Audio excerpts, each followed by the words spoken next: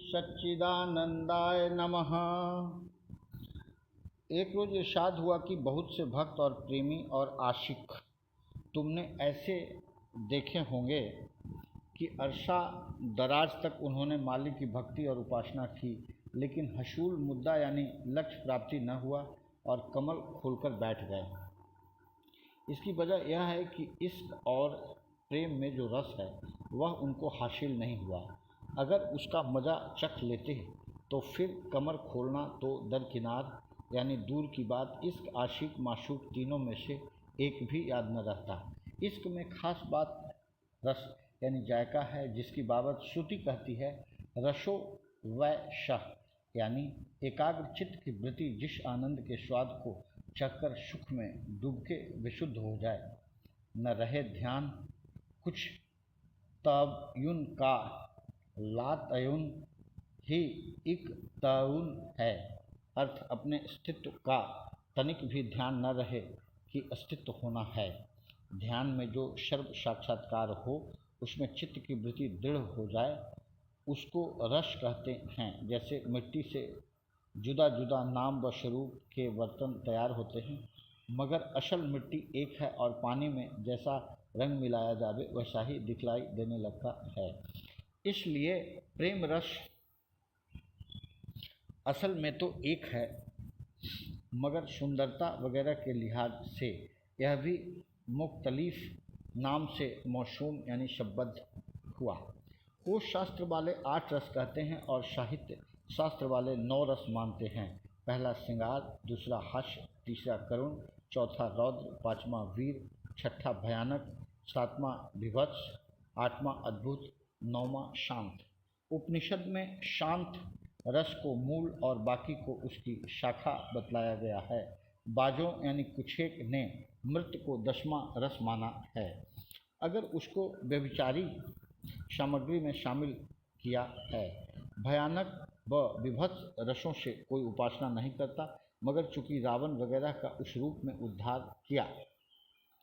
से उद्धार किया, इसलिए ये भी रसों में शामिल हैं। श्रृंगार और शांत रस और सख्य, दास्य, वात्सल्य भाव, ये 5 खास बातें हैं, क्योंकि भगवत के जल्दी और निश्चय प्राप्त होने की इनमें खसूसियत यानी गुण विशेषता है।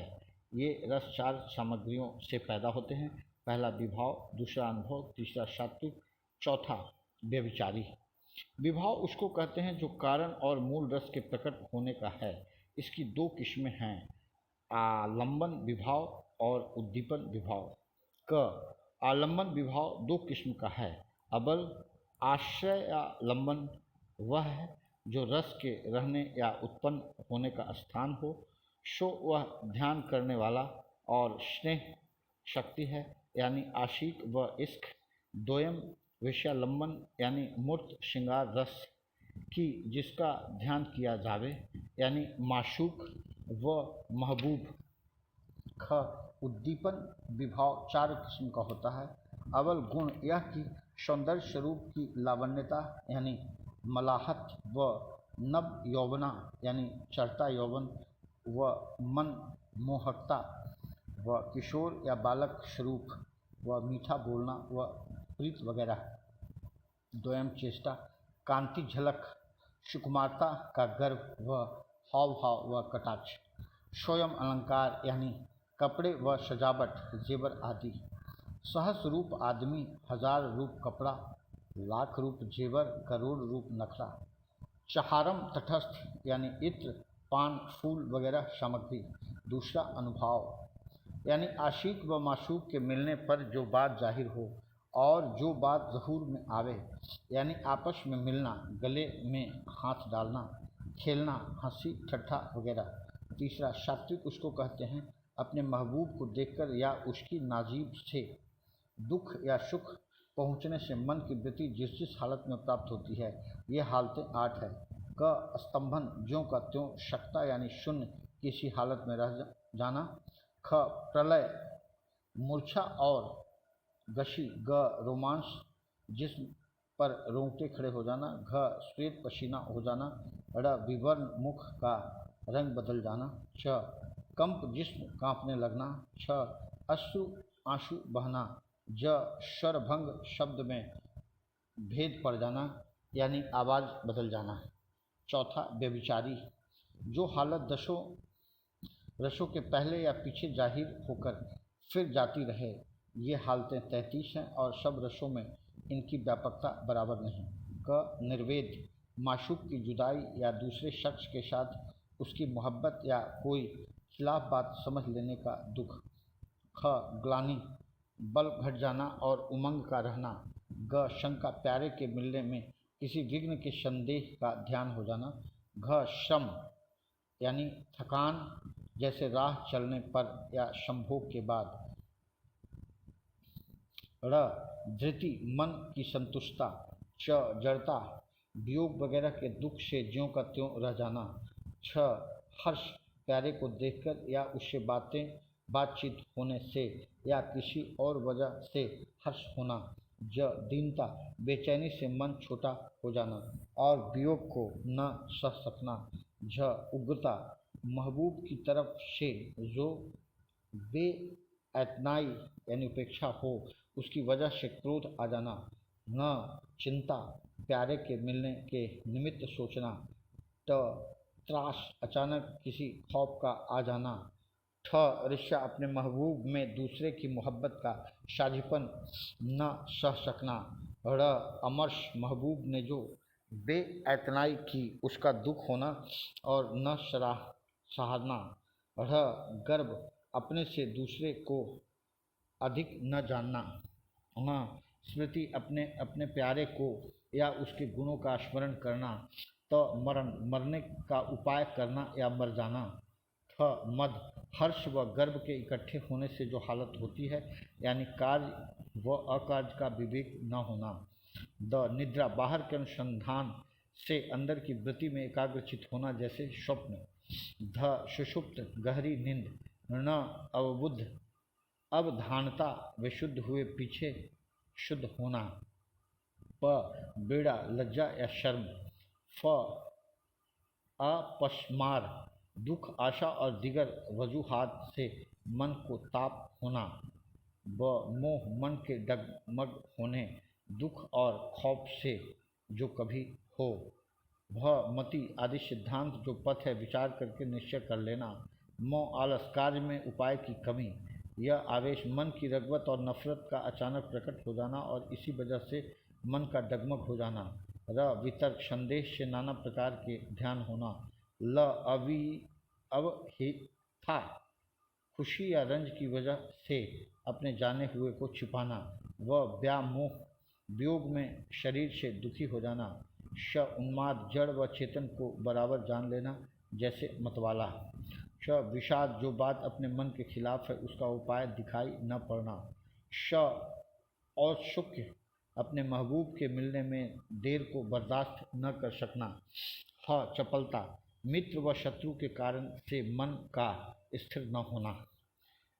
बुजुर्गाने शलफ यानी पूर्वजों ने सामग्री स्वयं यानी तीसरी व चहारम यानी चौथे सात्विक व व्यभिचारी को आशिक की चंचल दशा समझकर एक नाम बल व्यभिचारी रखा, मगर जमाना हाल में यह बारीकी निकाली गई है कि एक दशा जो सब रसों में व्यापकता रखती है उसको सात्विक कहते हैं। जो दशा ऐसी है कि एक रस में तो व्यापक हो और दूसरे रस में व्यापक न हो वह व्यभिचारी है।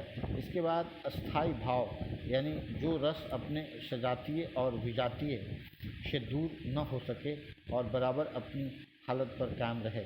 सजातीय यह है कि रस का स्थायी भाव मिट जाए, जैसे लड़के हंसी ठट्ठा यानी हास्य रस में मग्न हैं। किसी बड़े आदमी ने क्रोध यानी रौद्र रस से उस हंसी को निवृत्त कर लिया। विजातीय यह कि जैसे लड़के हास्य रस में मग्न हैं, फिर रोटी खाने चले गए और वह रस निवृत्त हो गया, यानी रस से रस निवृत्त न हुआ बल्कि दूसरे बाइश यानी कारण से निवृत्त हुआ। मतलब यह है कि किसी प्रकार मन भगवत स्वरूप के ध्यान व चिंतन से न हटे। यह पदवी अंत की और दृढ़ भाव है। एक रोज एक साहब ने अर्ज किया कि ये सूफी लोग जो हाल यानी मस्ती में झूमना खेलते हैं यह तो मेरा ढोंग है। आपने फरमाया कि क्या खूब, मुर्गी अपनी जान से जाए और खाने वालों को स्वाद न आए। इस हाल में बुज़ुर्ग तो अपनी जान से गुज़र गए और आपके नज़दीक यह ढोंग ही है। बाबा फरीद गंजेशकर के मुर्शिद हज़रत कुतुबुद्दीन बख्तियार काकी एक दिन कव्वाली सुन रहे थे कि यह शेर पढ़ा गया, गुस्तगाने खंजरे तस्लीम राह, हर जमा अज गैब जाने दिगर अर्थ। जो उसकी खुशी के लिए मरे हैं उन्हें हर पल गैब से एक नया जीवन वरदान होता है। इसको सुनकर ऐसे ज़ोर शोर की हालत तारी हुई कि अरसा तक बेहोश पड़े रहे। जब ज़रा जोश में आए तो फरमाया कि फिर वही शेर पढ़ो। जब फिर पढ़ा गया तो फिर मस्ती में आ गए। जब फिर होश में आए तो उसी के वास्ते हुक्म हुआ कि फिर वही शेर पढ़ा जाए, और जब फिर पढ़ा गया तो फिर हाल आनंदावस्था आ गई। इसी तरह 3-4 दफ़ा शेर पढ़ा गया और आपका उसी हाल से वज्र में विशाल प्रभु मिलन स्वर्गवास हो गया। हरगिज़ न मिरद आँखी दिलस जिंदा शुद्ध बह इश्क, शब्द अस्त बर जरी दये आलम दवाने माँ। अर्थ, जिसका मन प्रेम से जीवित हो उठा वह कभी नहीं मरता, उसका नाम अमरता की पुस्तक पर अंकित है। एक रोज़ इस खाकसाद ने अर्ज किया, इश्क क्या शय है, किसी कामिल से पूछना चाहिए। इरशाद हुआ कि इश्क, भक्ति, मोहब्बत, प्रेम सब एक ही चीज़ के नाम हैं, मगर दरअसल वह शय क्या है और कैसी है, इसका बयान जुबान नहीं कर सकती। अलबत्ता कोई साहिब कमाल निपुण दक्ष चाहे तो मज़ा चख सकता है। इस तलाह आरिफान ब्रह्मज्ञानियों की परिभाषा में इश्क से 2 हालतें मुराद अभिप्राय हैं, एक जज्ब, दूसरी जब्त। पहला जज्ब के मानी अर्थ हैं कशिश।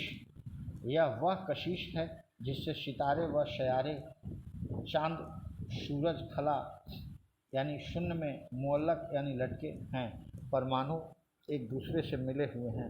यह कशिश ही चोर से चोरी कराती हैं, दानी से दान दिलाती हैं। इसी ने ईसा को सूली पर चढ़ाया, मूसा को फिरौन से लड़ाया, महात्मा बुद्ध से राज छुड़ाया, यजीद से खून कराया।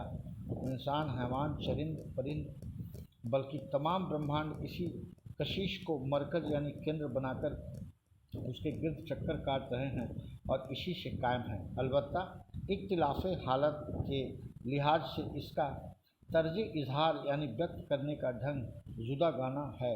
साधु मशगूले इबादत उपासना में लीन है, जाहिद नमाज रोज़ा में लगा हुआ है, रिंद शराब से मदमस्त है, अयास तमाशबीनी में मज़े लेता है।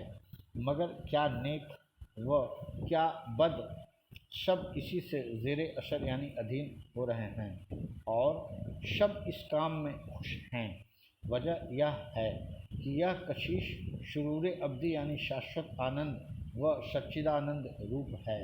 चूँकि हरेक शय इस कशिश का मरकज़ केंद्र है और अपने इर्द गिर्द की तमाम अशिया पदार्थों को अपनी तरफ खींचती है, इसकी वजह से उसकी रफ्तार सीधी नहीं है बल्कि दायरा की सूरत में है, और दायरा अव्वल बहुत ही तंग सूरत में जाहिर होता है, और इस तंगी की वजह से इसकी कशिश सिर्फ अपने ही चारों तरफ रहती है। इसलिए इसको खुदगर्जी स्वार्थ साधन के नाम से मौसूम करते हैं। बच्चा हर चीज़ को लेने और अपने वास्ते रखने की कोशिश करता है, हत्ता कि अगर सांप भी सामने आ जाए तो हाथ से पकड़कर मुंह में धर ले। अगर कोई चीज़ उससे ली जाए तो बहुत ही नाखुश होता है और हरगिज़ उसको देना पसंद नहीं करता, ख्वाह वह चीज़ नुकसान पहुंचाने वाली ही क्यों न हो। मगर ज्यों-ज्यों इंसान बड़ा होता जाता है उसी तरह वह दायरा भी कुशादह व्यापक होता जाता है। इसका खासा विशेषता यह है कि वह अपने मन में महदूद सीमित नहीं रहना चाहता, बल्कि हर शिफ्ट यानी ओर फैलना चाहता है। यह कायदा मुसल्लम यानी प्रमाणित है कि हर एक चीज़ अपनी असली मरकज की तरफ रजू यानी प्रवृत्त होती है, और यह कशिश भी अपने असली मरकज की तरफ जाने की कोशिश करती है। इसलिए माँ बाप, भाई बंधु, बीवी बहन, बहुत से आदमियों को अब वह अपने दायरे के अंदर कर लेती है। रफ्ता रफ्ता जवान होने पर औलाद वगैरह हो जाती है। उस वक्त खुद गर्जी की शक्ल मोह की सूरत में तब्दील हो जाती है। अब वह जो काम करता है दूसरों के वास्ते ही करता है, अपनी जात का ख्याल भी मुश्किल से आता है। अगर यह सिलसिला इसी तरह पर भारी रहा तो चंद रोज में उसकी कशिश का दायरा इस कद्र वसीय यानी व्यापक हो जाता है कि अव्वल अपने ख़ानदान, फिर अपना वतन, फिर अपना मुल्क, रफ्ता रफ्ता तमाम दुनिया को ही वह अपने दायरे में शामिल कर लेता है, और उसकी कशिश दूसरों की तरफ इस कद्र खिंच जाती है कि फिर अपने मरकज की तरफ आना दुश्वार हो जाता है, और मरकज को छोड़कर रफ्ता रफ्ता कशिश आलमगिरी यानी विश्वव्यापी में शामिल हो जाती है। जैसे शिल व दिक यानी क्षय, अमराज यानी रोगों ज़ाहिरी का असर जिस्म पर होता है, इसी तरह हिर्सो हवास यानी विषय वासनाएँ वगैरह के अखलाके ज़मी माह यानी निकृष्ट स्वभाव, अमराजे बातिनी यानी आत्मिक रोग का असर रूहे इंसानी पर पड़ता है। इनका इलाज दो वजह पर है। एक जूजी यानी जिक्र, स्मरण, फिक्र, चिंतन व मराकबा समाधि वगैरह से हर एक का अलहदा इलाज व दफिया यानी निवारण किया जावे। दूसरे कली यानी मोहब्बत कल्ब में पैदा की जावे। जब उसका गलबह यानी प्रभुत्व होगा तो अपनी हस्ती व खुदी मिट जावेगी, और उस दवाए हस्ती और खुदी के मिट जाने से अखलाके ज़मीमा और अमराजे रूहानिया यानी आत्मिक रोगों का खुद ही इस्तिशाल हो जाता है। अपनी खुदी मिटा के तो बिल्कुल हो वे निशान। जब आप गुम गया तो खुदा ही खुदा रहा, अर्थ अहंकार को त्याग कर बेनामो निशान हो जा कि स्वयं लुप्त हो गया तो फिर प्रभु ही प्रभु रहा। इसका नाम तरीके जज्ब है। इसकी बाबत मौलाना रूम फरमाते हैं, हर किरा जामा ज इसके चाक शुदा ऊ ज हिरसो ऐब कुल्ली पाक शुदा। इस जद्दोजहद यानी संघर्ष में जो हालत पैदा होती उसी को दर्द दिल कहते हैं। दर्द दिल के वास्ते पैदा किया इंसान को, वरना ताज के लिए कुछ कम न थे करो बयां। अर्थ दर्द दिल के लिए ही मानव शरीर रचा गया, वरना आज्ञा पालन व उपासना के लिए तो फरिश्ते ही बहुत थे। जिस तरह समुद्र में ईंट फेंकने से दायरा या चक्र उठकर बहुत दूर तक जाते हैं, मगर उनके रुकने का कोई किनारा या हद नहीं मिलती, तो रफ्ता रफ्ता पानी की कशिश आलमगिरी में वह कशिश भी समा जाती है। इसी का नाम इसके हकीकी है। जला ब गुजर कि ता अशरा रबीनी तू दर ला नुक्ताए परकार बिनी। बिलगरज इंसान के दायरे को बूशात यानी व्यापकता न हुई, और तंग ख्याली ने उसके दायरे को महदूद यानी सीमित रखा। जैसे कि अक्सर इंसान के ख्यालात अपने भाई बंधु या रिश्तेदारों की नफ़ारशानी यानी लाभ पहुंचाने तक ही महदूद रहते हैं।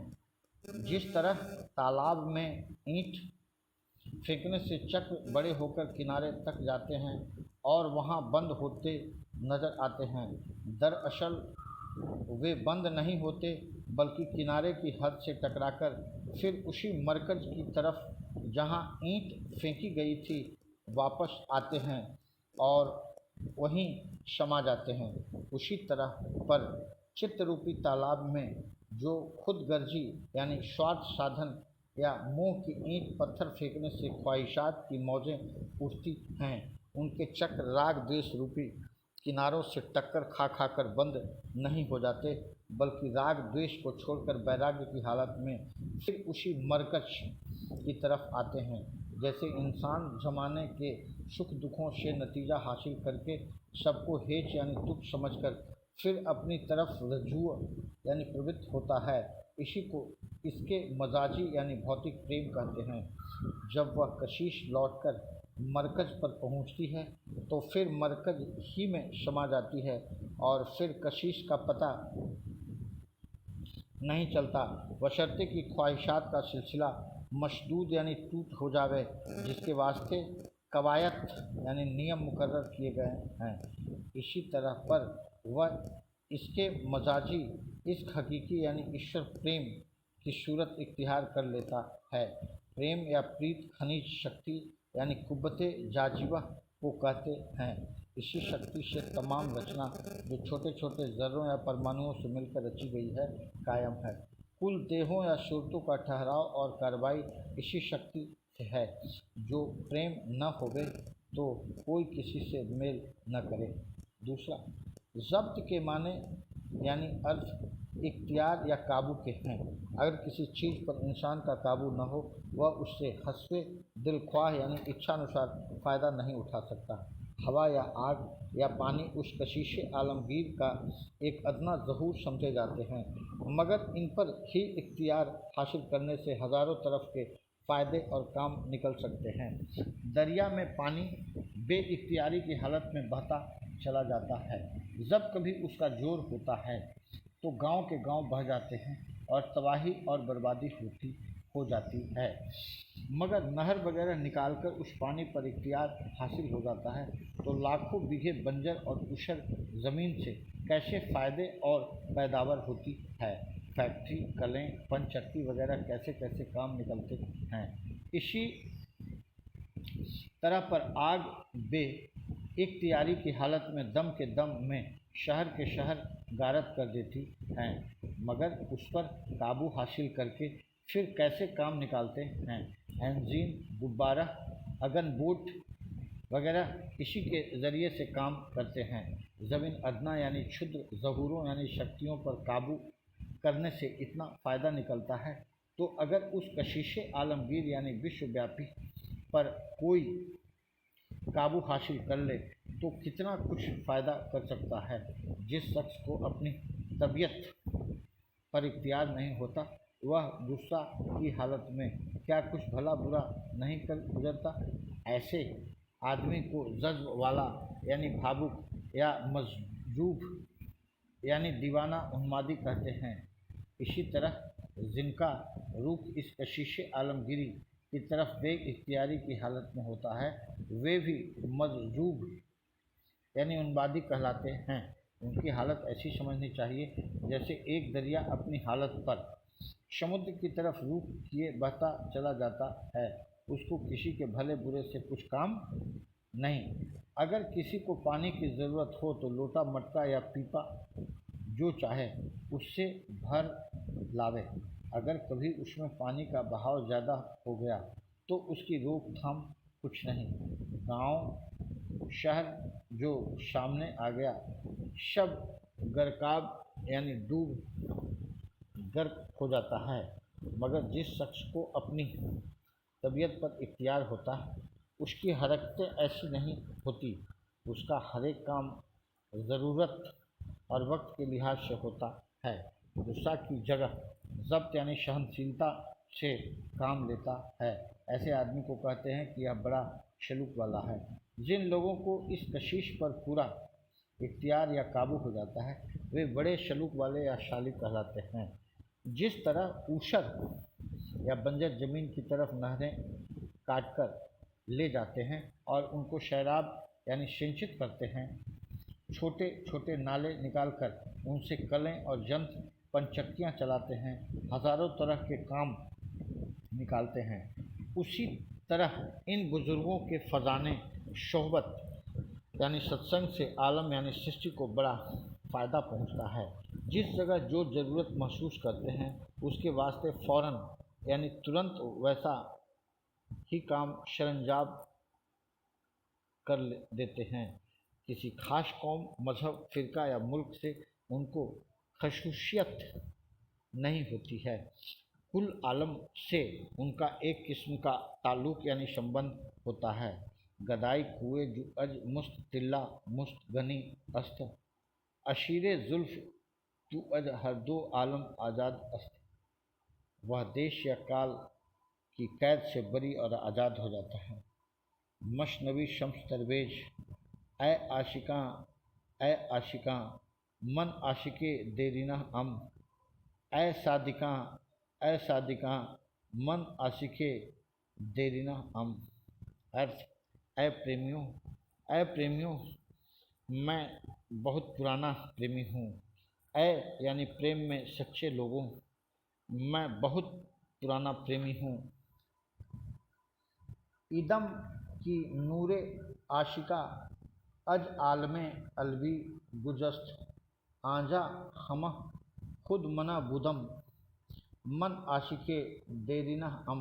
अर्थ जिस आकाश मंडल पर प्रेमियों का प्रकाश अब पहुंचा है, वहां मैं पहले ही से था कि मैं बहुत पुराना प्रेमी हूँ। चंदी हज़ारा साल शुद्धता कालिवम रा शाकतंद ई कालिवे जुजबे मवी मन आशिके देरीना हम। अर्थ हजारों वर्ष पूर्व मेरा अस्तित्व देह धारण कर चुका है।